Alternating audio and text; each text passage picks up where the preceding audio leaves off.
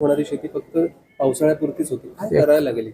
काय की एवढी पाऊस पडला ना, त्याला पाऊसच्या किंमत नाही.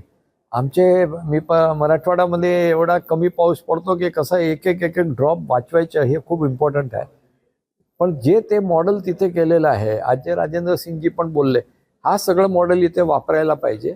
सरकारला याच्यावर इनिशिएटिव्ह घ्यायला हवे आणि आमच्यासारखे NGOला पण शेतकरी बरोबर कम्युनिटी बरोबर काम करायची गरज आहे. हे इन्स्टिट्यूट परळीमध्ये आहे, परळीसाठी नाही. हे एक मॅग्नेट आहे की पूर्ण इंडियाचे जिथे पण शेतकरी आहे त्याला इन्कम कसं वाढणं, क्रॉपिंग पॅटर्न कसं चेंज करणं, इक्विपमेंट्स कसं वापरणं, सॉईल कसं बघायचं, पेस्ट कंट्रोल, एंटोमॉलॉजी, हा सगळे विषयावर तिथे 28 प्लॉट्स आहे. 28 वेगळे वेगळे डेमो प्लॉट्स आहे फ्रूट्सचे, त्याच्यामध्ये 5-5 व्हेरायटी आहे.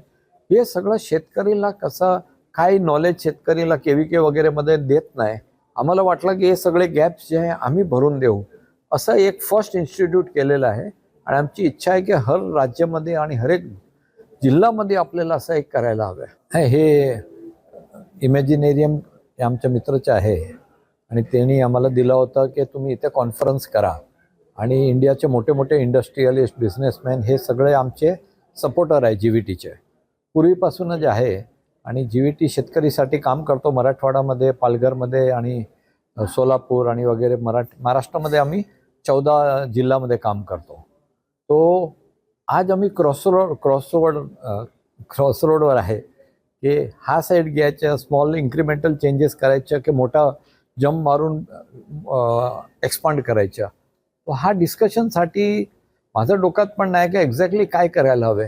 तो हे सगळ्या लोकांना बोलवून आज आम्ही पूर्ण दिवसचा एक कॉन्फरन्स ठेवला आहे की GVTला नेक्स्ट स्टेप काय. अजूनपर्यंत GVT लास्ट 5 इयर्समध्ये जे 15 गावांनी स्टार्ट केलं होतं, आज 4600 गावामध्ये आहे आणि 5.5 कोटी आम्ही फळचे झाड लावलेले आहे.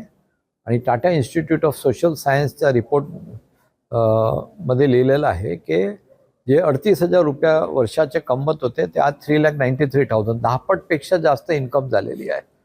तो हा मॉडेल पूर्ण इंडियामध्ये कसा घेऊन जायचा, अलिबागला काय होऊ शकतात का इथले शेतकरीला, हे सगळं स्टडी करायचं, पुढे कसं घेऊन जायचं, हा सब्जेक्टसाठी आज कॉन्फरन्स बोलवली होती. राजेंद्र सिंग पण आले आहे, जे पाण्याचे मॅक्सेसे अवॉर्ड विनर आहे. त्यांच्याकडून पाण्याचं काम कसं करायचं हा पण आम्ही आज शिकलो. आणि त्याला फंडिंग कसं करायचं, रिसोर्सेस कसं करायचं, पार्टनरशिप कसं करायचं, गव्हर्नमेंट बरोबर कसं काम करू शकतो, हा सगळे मुद्द्यावर आज पूर्ण दिवस डिस्कशन स्टार्ट झालेलं आहे आणि संध्याकाळपर्यंत थांबणार. आणि संध्याकाळी आम्ही एक ॲक्शन प्लॅन तयार करणार की आज नेक्स्ट 3 वर्ष आम्ही कसा पुढे जायचं. यदि पानीदार, सुखी और समृद्ध राज्य बनना है तो फिर सामुदायिक विकेंद्रित जल प्रबंधन करने की जरूरत है. जो कोंकण बारिश में सबसे आगे है वो ही सबसे ज़्यादा बेपानी है. वहाँ मैंने खुद ने देखा है, बहुत सारे गांव ऐसे हैं जिनके पास खेती के लिए पानी नहीं है. इसलिए पूरे महाराष्ट्र में सामुदायिक विकेंद्रित जल प्रबंधन करके महाराष्ट्र की खेती को पानीदार बनाया जा सकता है. महाराष्ट्र में 2 अच्छे कार्यक्रम शुरू हुए थे.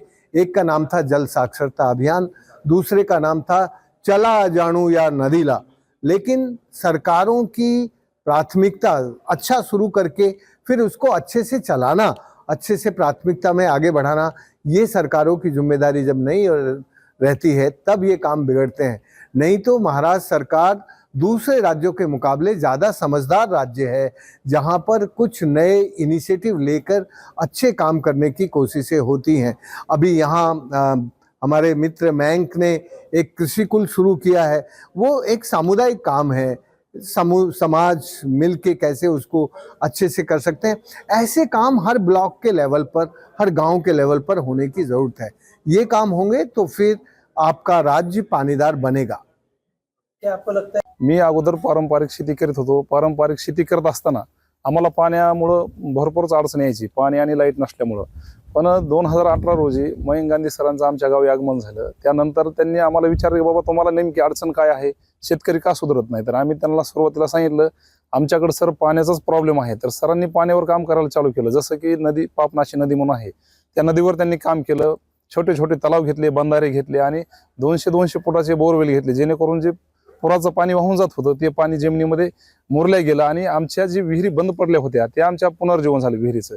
आणि तिथूनच आमच्या जीवनाला सुरुवात झाली खऱ्या शेतकऱ्यांना, की त्यांनी फळबाग लागवड आणि रेशीम तुती आमच्या परळी तालुक्यामध्ये आणि बीड जिल्ह्यामध्ये एवढी रेशीम तुती वाढली की प्रत्येक महिन्याला त्यामधून आम्हाला पैसा भेटत आहे.